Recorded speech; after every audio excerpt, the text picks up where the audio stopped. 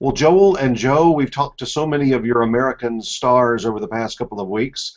Noah and Annette and Matthew and Carrie. It's good to have the brains behind this operation on today to talk about the Americans. Joe, let's start with you. This was your original idea to begin with?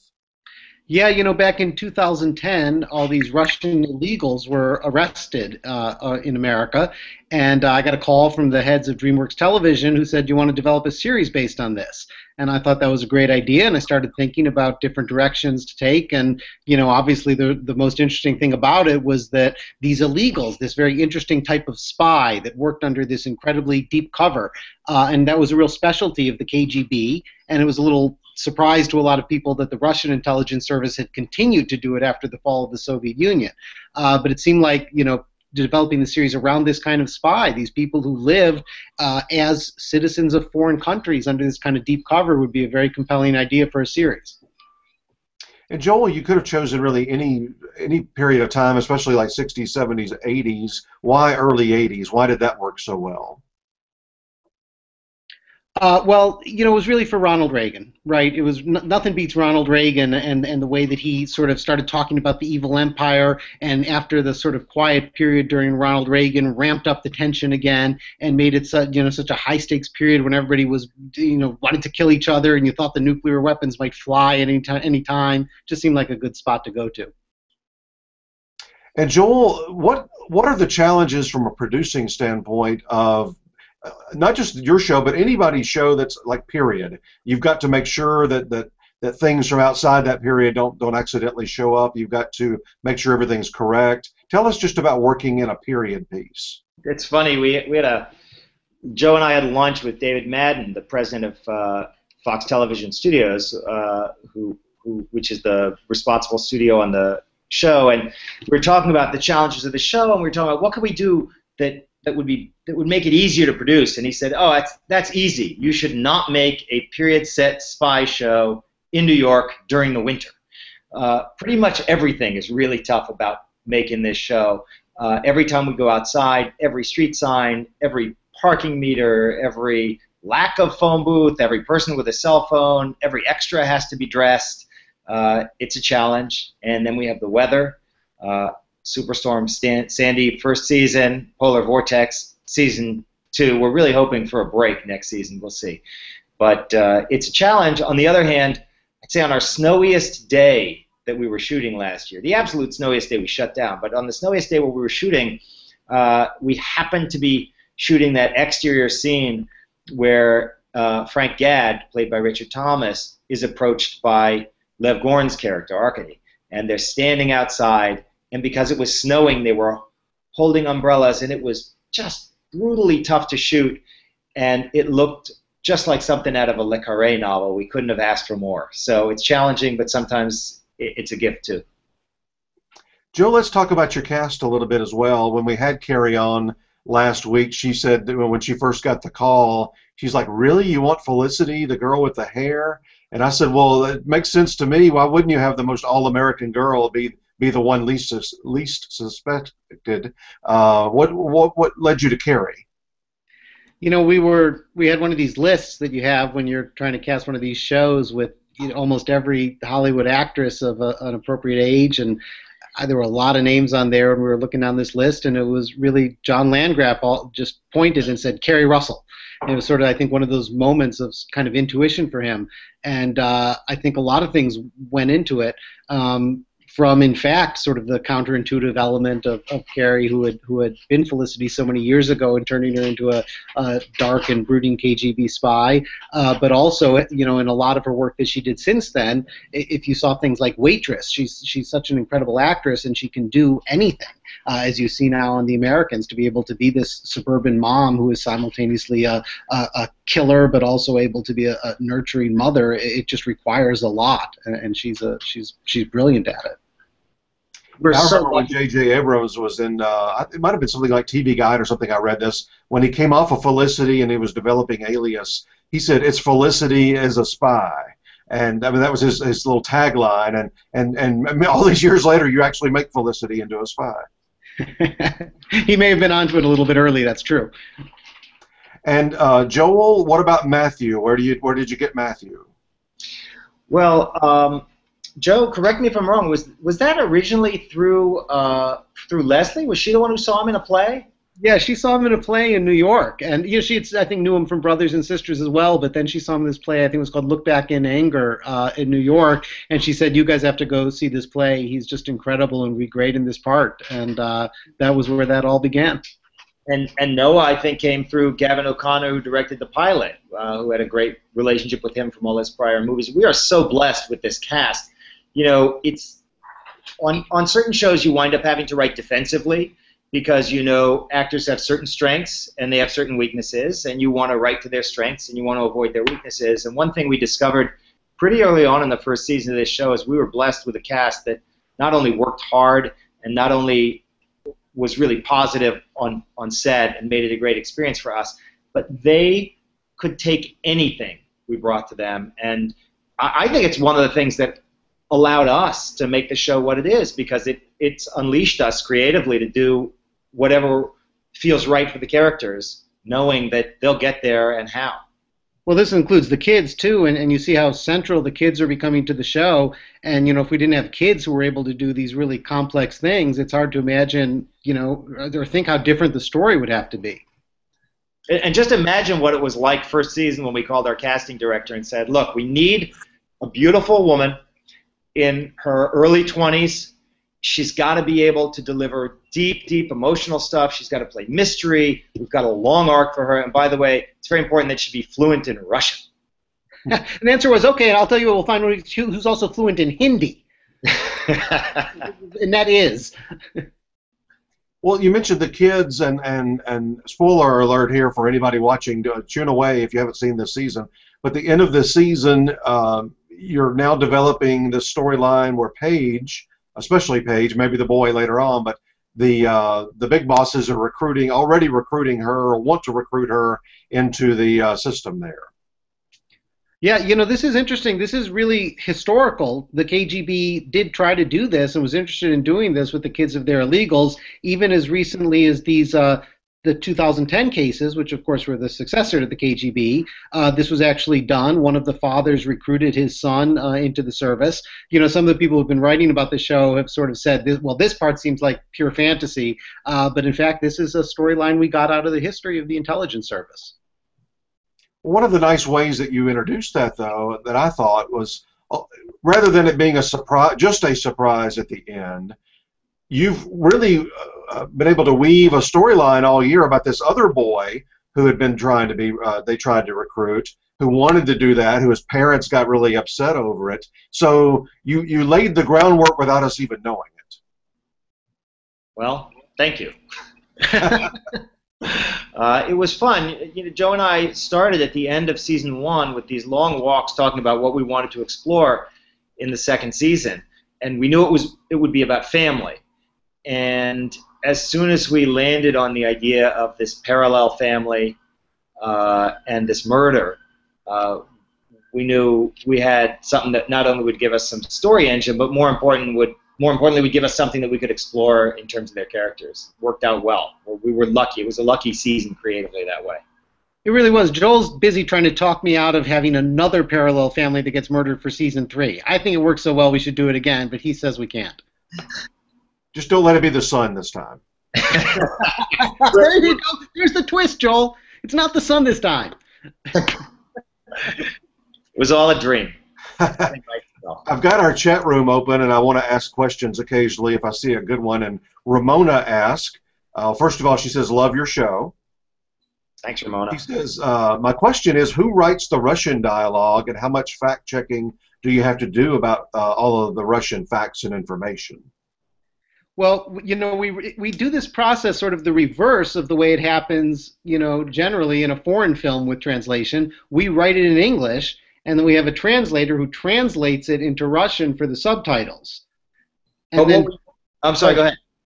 No, what were you going to say? Go ahead. I was going to say, but what we do is we're not actually writing the dialogue. We write the subtitles that would have been translated by a translator, and then we have a translator who reverse engineers them into the dialogue that would be appropriate for the subtitles. So it's an interesting process. Right. In other words, she doesn't have to translate word for word what we've written. she's allowed to turn it into more colloquial, appropriate Russian.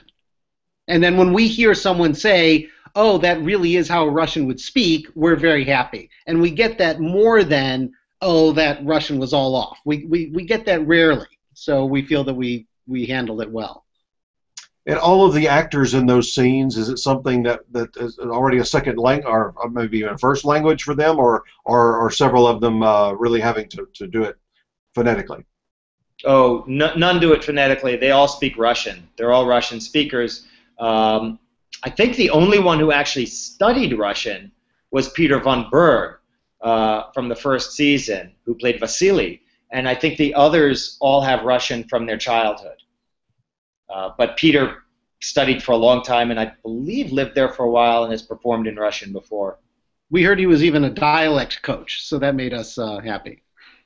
And Matthew and Carrie occasionally have to do a few phrases. Are they fluent in that, or is that something unusual? No, they both happen to be fluent in Russian. They both won in the Soviet Union. You hit the jackpot on casting, you know. That's acting. Well, I especially talked to Matthew on Friday about, or earlier this week, I'm sorry, about, you know, and of course he was speaking in his normal accent, and I don't know how he does it. I mean, he's a Welsh actor playing Russian, you know, hiding as an American, using an American accent, who I compared him to Gary Sinise. I said, you sound so much like Gary Sinise, that Midwestern sort of, even the same kind of inflections and all. So that's highly unusual for somebody to have to do all of that. It's pretty, I mean, 3 years into this thing, I still get a kick out of it when he's talking in his Welsh accent. But, you know, it's interesting. In one of these Emmy forums we were at, he said something that really stuck with me because it reminded me somewhat, Joe, of our writing process, which he acknowledged that the material is dense and layered.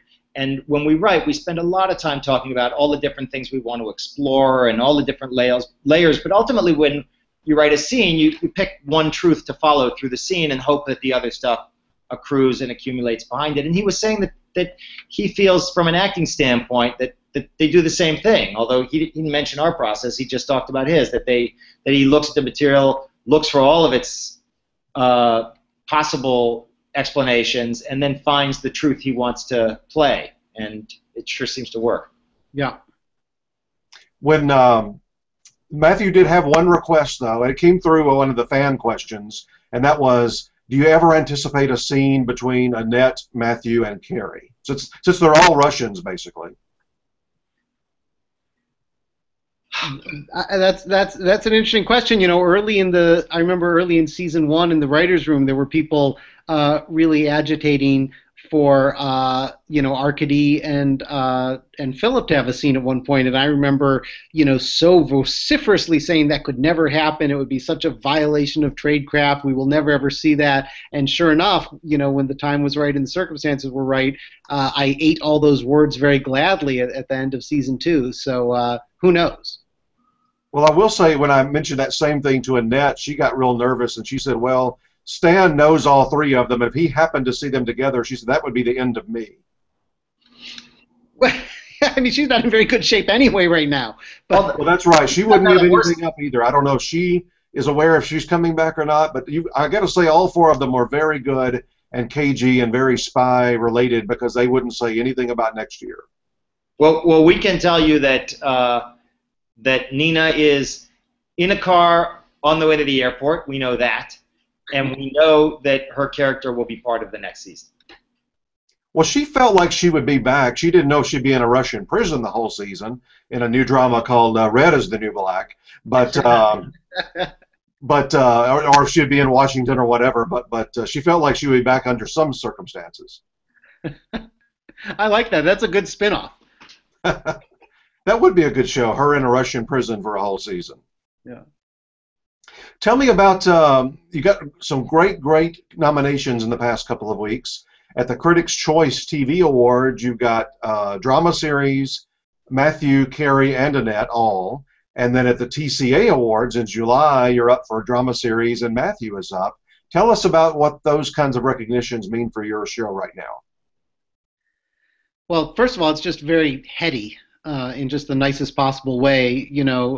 Just to have people appreciate the show so much and feel recognized in that way. All of us on the show, and there are hundreds of us, work so hard, and to feel that people are appreciating the show on that level, it's just a great feeling. Joel? I'm miserable about it personally.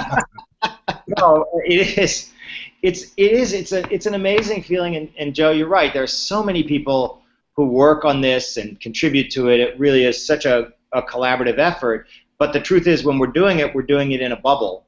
And unlike a play where you perform it and the audience is there, you just don't know how it's going to be received, and it's incredibly gratifying to have this response and to have the response from the critics and from the audience. And one of the things that Joe and I talk about is one of the most gratifying things is that people get it. So when we read the blogs and we read the critics, they're not only liking it, but they're seeing in it what we hoped they would see. And that's a very gratifying thing. Well, to the credit of both of you and your whole staff, I mean, there are major storylines, but just like a good novel, there's lots of undercurrent going on. There's a lot of allusions and metaphors and other things that are happening that if you're a real fan or you want to dig a little deeper and watch it, a second time or think about it, I mean, there's a lot going on beyond just the surface. There's a lot going on, and sometimes we will get confused ourselves for a moment, and that or more than a moment, and have to start, wait, what happened there, and how did that connect to that? And that's why we worry sometimes, is it too much? And so, as Joel says, it's gratifying to see that people are getting it and picking up all these things. And speaking of all the critics nominations, and hopefully Emmys will follow suit in a few weeks, but the current state of drama, as you both well know, on TV is as good as it's ever been in the history of TV. I would say the last 5 years or so, between all of the cable product like you've got, FX, AMC, then you've got your premium channels like HBO and Showtime, great shows on broadcast like Good Wife and Hannibal and so forth. You couldn't be among a greater group of dramas programs, and then to be singled out among those, that's a wonderful tribute. And how? I mean, it really is. It's something else. What do you both watch? What kinds of shows do you like to watch? Joel, we'll start with you. Watch Game of Thrones. Watch Masters of Sex. Watch Veep. Really enjoy Episodes. Really enjoy Girls. Love Louis. Oh my God, what a season Louis has given us. Fargo. It'll be entered in drama this year, right? Huh? I said it should be entered as a drama this year. By the way, thank goodness they chose not to enter him in drama this year. He could have competed in both categories and possibly won. I mean, that last long episode, whatever it was, 90 minutes, was extraordinary. Just so beautiful and moving and funny. Fargo, Justified. How's that for a start? That's a lot. Who has time to watch during the season? I'm just catching up. Oh, the Mindy Project also. I really like the Mindy Project. Joe? Well, it's funny. Our lists are very similar, and I was going to say about that I finished that last episode of Louis about his childhood and his daughter, and I walked away from the living room thinking maybe that's the most moving, best hour of television I've watched in my whole life. I mean, it was overwhelming to me. I watched those same FX shows. I watched those same HBO shows. I think that Veep is so funny that my wife and my daughter both came into the living room angry at me for waking them up the other night because I was laughing so hard, and I knew they were sleeping. I was trying not to. So that just says something about what's going on with how good the shows are on television right now. I think that could be their new tagline, Veep. So funny it destroys families. Well, you bring up a good point by mentioning some of these titles. Your show has a lot of political elements. You have Veep, you have House of Cards, you've got Scandal, just on and on and on. Why are political shows so hot right now? I think that there's something about political shows that it just brings you, a lot of shows, of course, are insular and about emotions in people's lives. Probably all shows are about that if people are going to connect with them. But a political show also brings you into the outside world, and the importance of being connected to the outside world and what's going on there. I just think people are interested in that.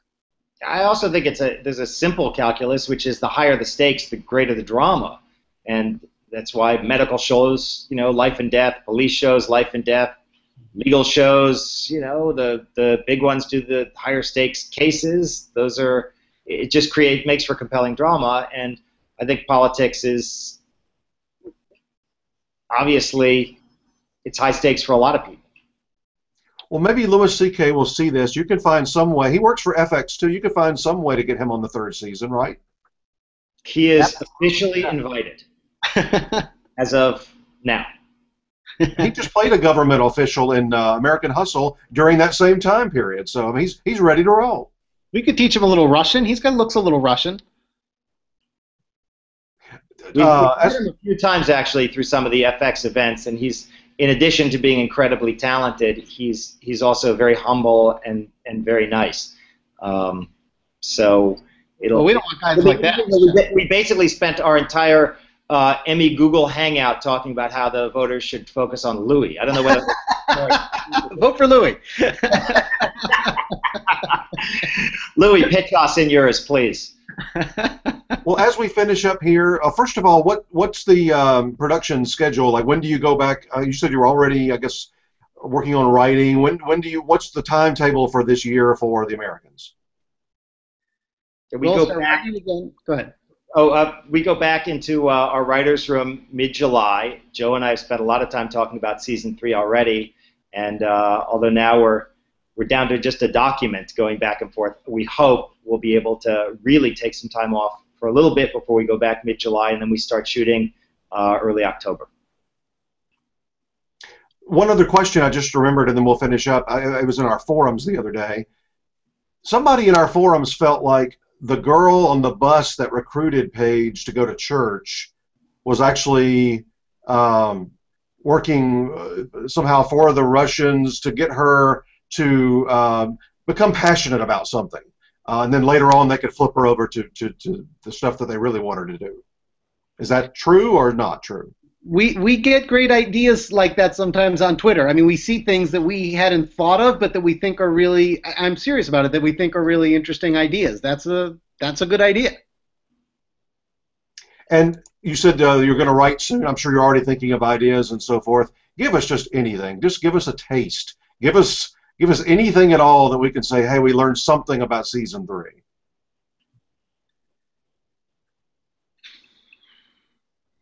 It's going to be about spies. Well, I'll say this. We already we know from season 2 that there were some tough things going on in Afghanistan, and we know from history that war is picking up and getting uglier. And I think that's going to continue to be a difficult, painful, ugly war for the Soviets, and therefore for our characters. And I'll add one thing that we've talked a lot about, which is much as the first season explored the struggles in this fake marriage as they were trying to find each other, and the second season found them as a couple really in a good marriage trying to figure out what their equilibrium was.